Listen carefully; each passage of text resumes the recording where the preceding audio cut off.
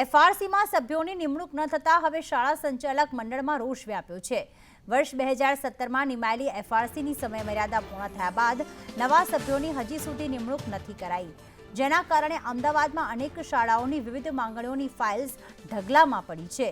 ત્યારે શાળા સંચાલક મંડળના પ્રમુખ ભાસ્કર પટેલે સરકાર સામે નારાજગી વ્યક્ત કરી છે અને નિવેદન આપ્યું છે કે સરકારને જો એફઆરસીમાં રસ ન હોય તો એફઆરસી બંધ કરે। વાલીઓ જાતે જ નિર્ણય કરશે કે તેમના બાળકો ખાનગી કે પછી સરકારી સ્કૂલમાં ભણશે।